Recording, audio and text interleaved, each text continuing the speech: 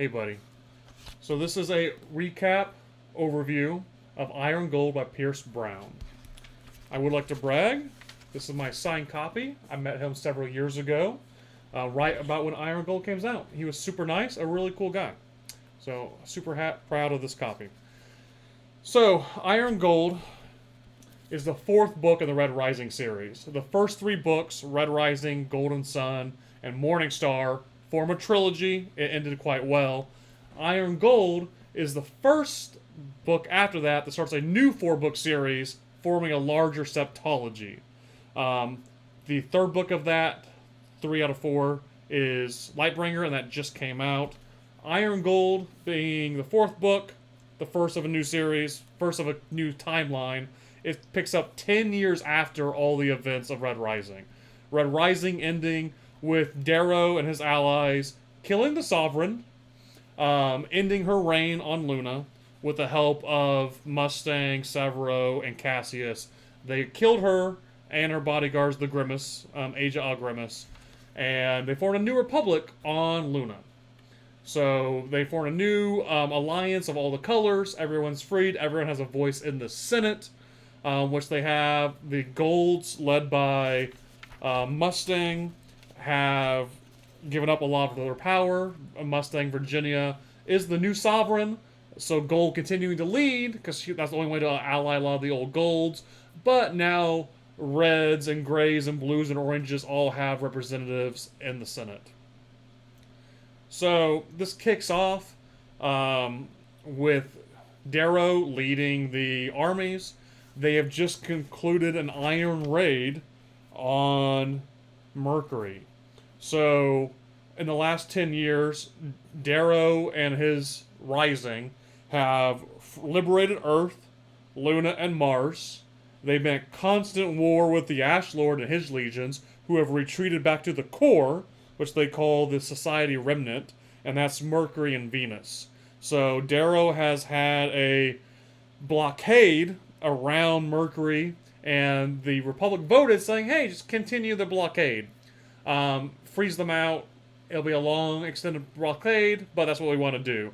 Darrow said, nope, I'm the general. We're going to do an iron raid. And he did it, and it was successful, and very costly. A lot of people died, a lot of Golds, especially Obsidians, being the war race. So that really caused a division between him and Sephi, who's sick of the Rising being paid for with the blood of Obsidians.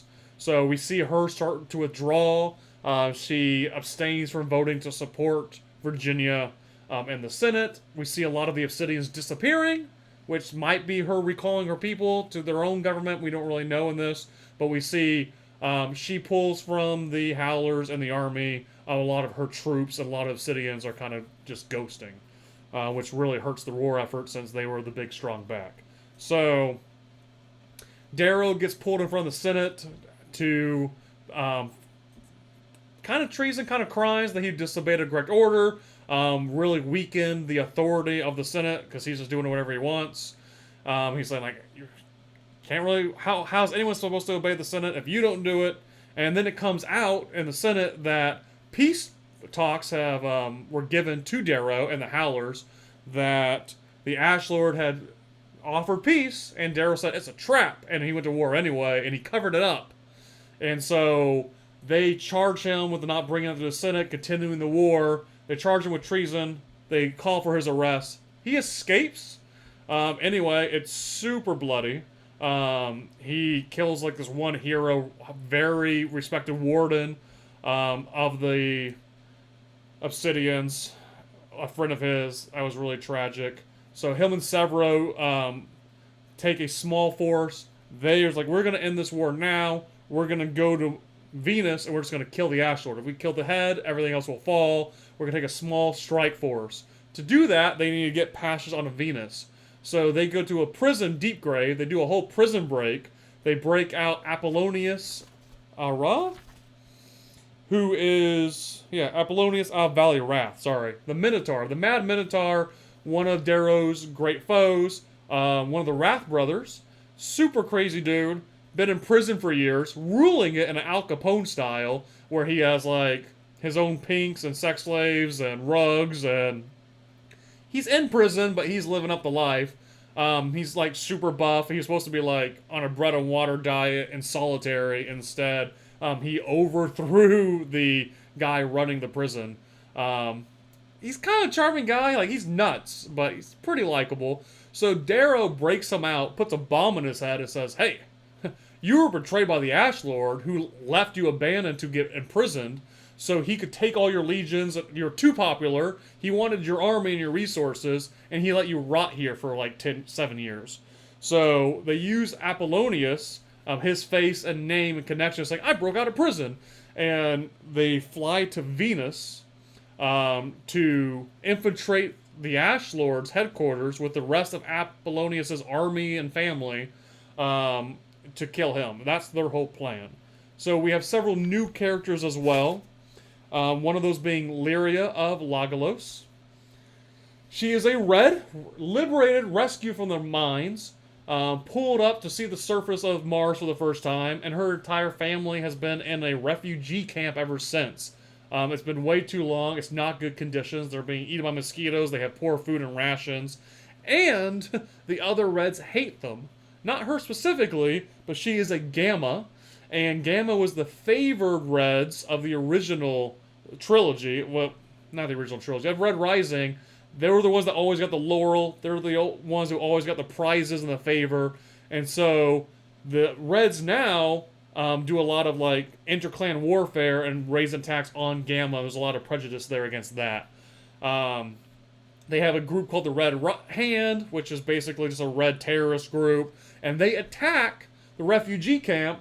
They kill everyone there because they're all Gammas, including Lyria's entire family. It's awful and tragic. So she's escaped and running from this massacre, and a bunch of gold army forces streak in, airdrop, led by Ajax? No. Cavix Altelemanus, super cool giant, the father of Pax, big red beard, bald head, fox friend, awesome. And he leads these forces to overthrow the Red Hand, save the refugee camp. He gets hit with the EMP, falls into the mud of the swamp, like underwater, and he is drowning because his suit's frozen. So Lyria is the only one that swims out, ties a rope around him, and with like help of 10 of the Reds, they drag him out of the water, save him from drowning. So he's like, "I'll give you whatever you want. You saved my life. You're brave. I like you." So she's like, "Get me out of this swamp hole. My entire family's dead. I don't want to be here anymore. I didn't want to be here in the first place." So she joins his family as his crew, is taken off planet to Luna, where she serves as a ward. She's a page. She brings some tea. She takes care of the fox. She does little chores. So she's a steward, very low rank, but she gets paid and she gets off planet. So she's out there on Luna. This is where her story crosses with Ephraim T. Horn.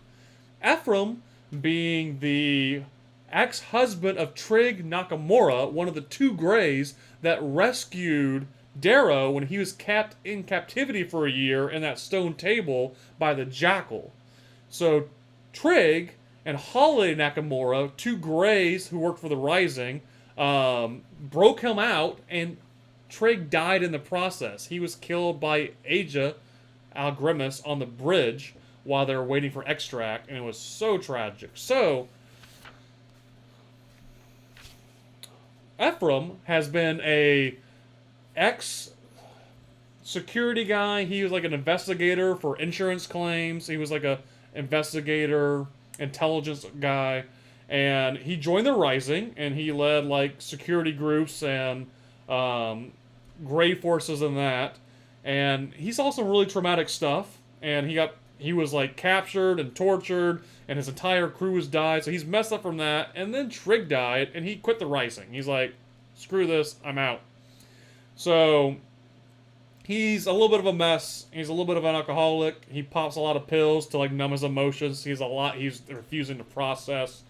And in the meantime, he's been running all these heist jobs of stealing treasures and relics from golds and really anyone. So a lot of historical treasures. His first couple chapters are some really cool heists. He runs an entire crew of like a hacker and like a gymnast.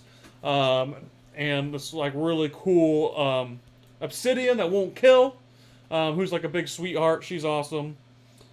Volga is really cool. So they're running these jobs, and they were still Silenius's razor. He was the first gold who like led the charge on Earth, formed the society. It says his bloodline has been like the conquerors, and so his razor is in this museum, and they steal it. And then the mob kidnaps Ephraim and is like, that was our razor. You stole it from us. Who's your source? And he's like, screw you, I'm not going to talk. And they're like, oh, great, because we hired you, and you didn't rat us out. So you're a cool guy. You work for the mob now, and you're going to work for us and do this big job, because we're mad at you because you stole from us, even though we hired you. And he doesn't really have a choice because they're the mafia. So the job is to steal 2 kids. So Darrow and Virginia's kid, Pax, and several Invictus kid, Electra, who is just a little goblin demon, and she's amazing.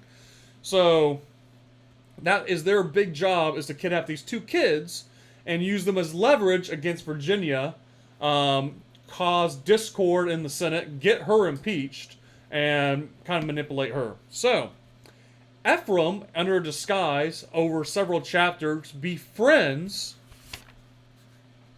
Lyria. Is super nice, gets her all these gifts. One of these gifts being this necklace that holds a EMP drone. When they're on flying the ship, the EMP drone activates, causes the ship to crash out of the sky. Ephraim has a grav well, yanks it into this hangar. They close up the lid, weld it shut, fill the entire ship with gas, gassing Lyria and the 2 kids, rush in and steal them. Moment of mercy, a little bit of luck, a little bit of not paying attention, but he chooses to let Lyria live. So he kidnaps the kids, is supposed to execute Lyria because she can identify him, and chooses not to. So she lives, immediately turns herself in. Like, she's running from the mob. She's kind of complicit in this kidnapping and this assault, but she refuses, like, she's like, she does the right thing. So she goes to the police, turns herself in. She gets kind of interrogated and slightly tortured, just a little bit.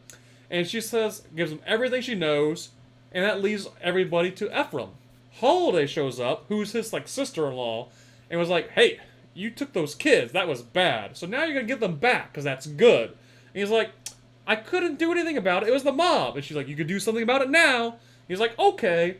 So he meets with his mob contact, who's the Duke of Hands, who's like, there's like 4 dukes, like House of Cards, and then 1 super leader, like the king, queen. So he meets with the Duke, and it's like, hey, how you doing? And they like basically kind of get alone, start playing the low music, and then he beats the crap out of this guy and forms like a 1-man assault, gets his key codes and everything to the vault. Because he takes this guy, drags him over, like, fingerprints, voice, everything. Breaks into the guy's vault single-handedly, rescues the 2 kids, shoots his way out, with the 2 kids being, like, terrifying 10-year-old murderers, which is awesome.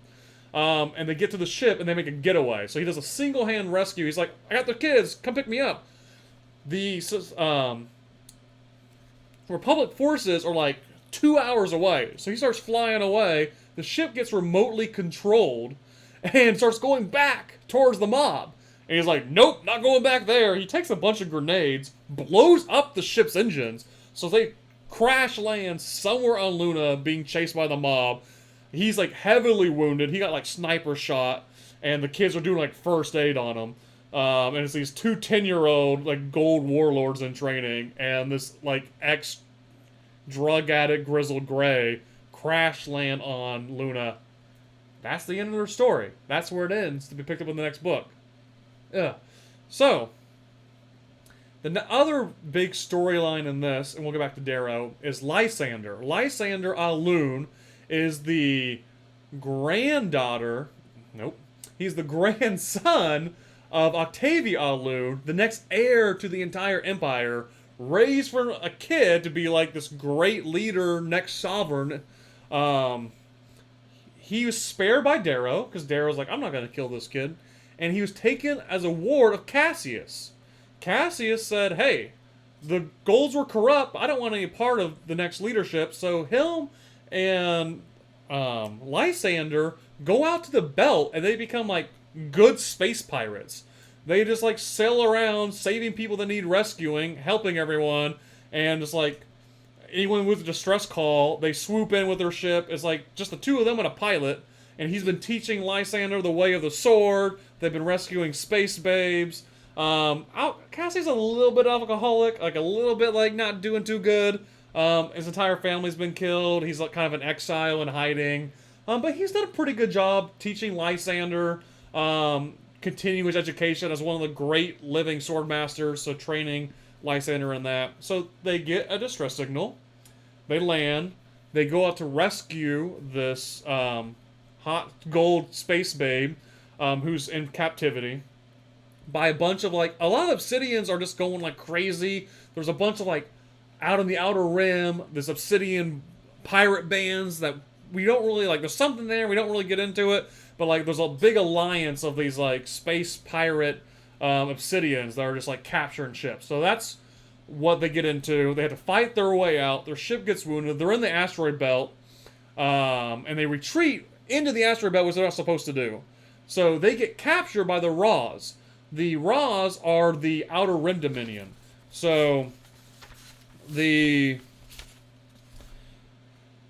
after Book 3, after Morning Star, the Rim Dominion kind of withdrew and said, like, hey, Darrow, you can have everything on the core side of the asteroid belt. We're going to have everything out here. We didn't like the loons, the way they're running everything. There's a lot of corruption. We have honor. So no one or nothing crosses the belt. So they've been kind of ruling their own planets, all the moon planets, all the moon cities of Jupiter and Saturn, and doing their own thing for the last 10 years. And they get captured by the Raws, and they find out the girl they rescued is Seraphina Ara.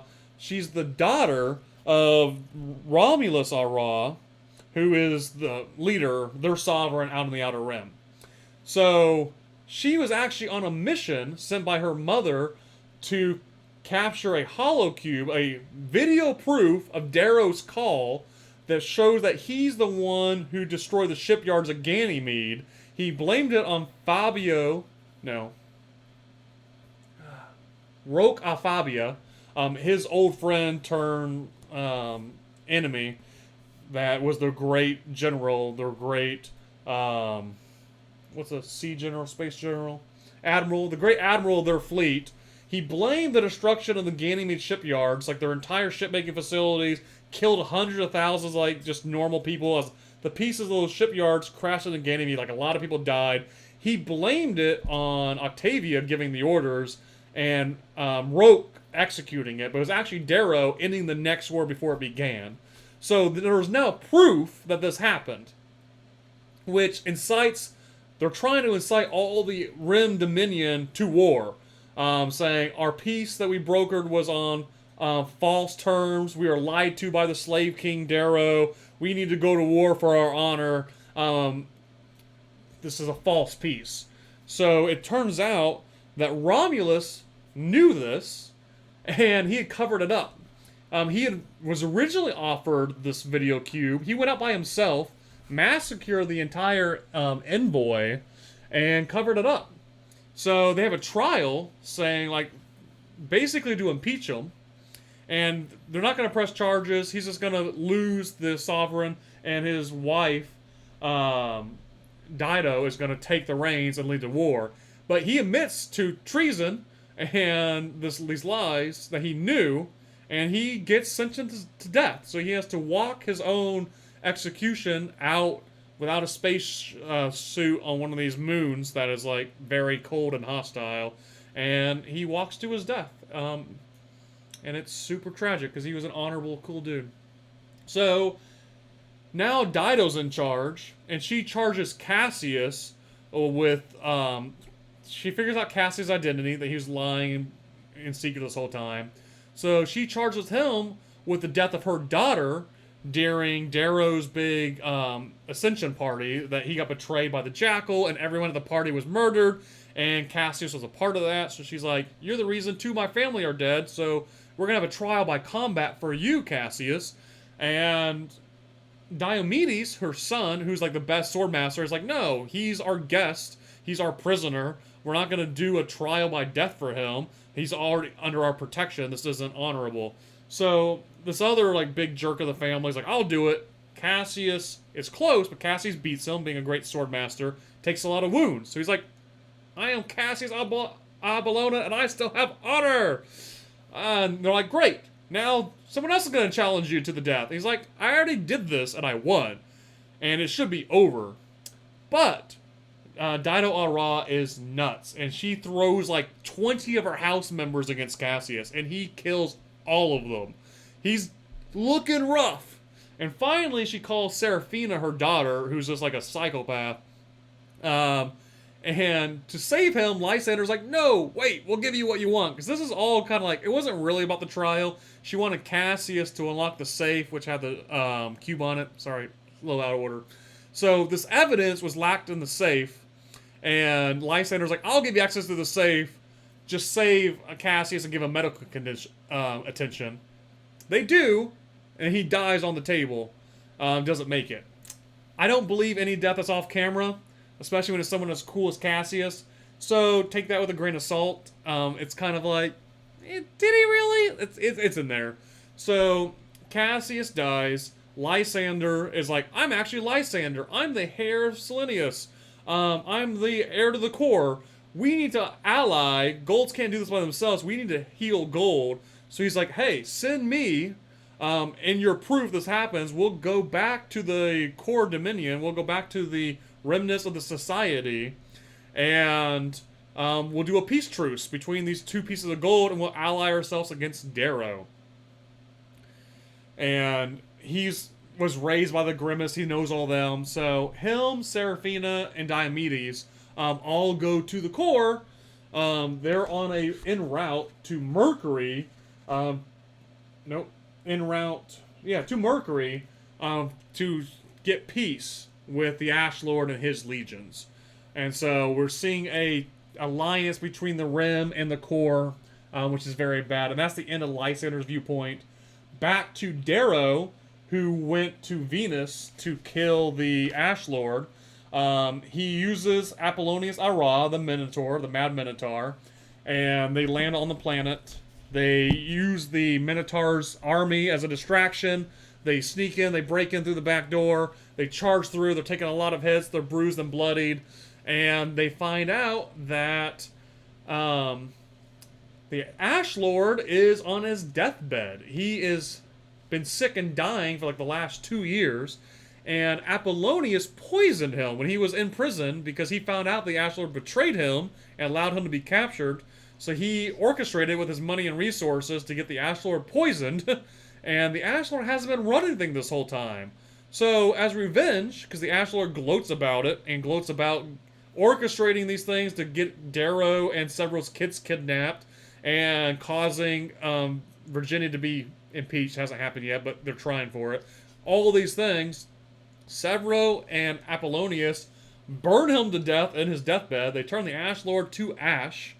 And it's really a very hollow victory that they went to kill this great opponent and he's already dying. And he couldn't have been running things from this sickbed here in this blackout zone on Mercury. And we figure out his daughter, Atalantia, has been secretly running the show for the last 2 years with new strategies and moves. And she launched her entire fleet at Mercury, where Darrow's entire army is in garrison. Half of the fleet has been recalled from Mercury back to Earth by the Republic, and so they're going to get blindsided and they don't have all their people and personnel. And it's a really tragic ending for a book. Everyone is kind of in limbo. We have a lot of loose threads, and that's, I mean, not the problem, but it's kicking off a bunch of new things. It reads like the middle of a book where it creates a lot of obstacles and travesty and a lot of loss, and we got a lot of cliffhangers. So the next book has a lot to pick up on. The foundation's there. I really think it just takes off. I really think Dark Age just hits the ground running because of all the setup this does. But that is the foundation. I hope that was helpful. Thanks for watching.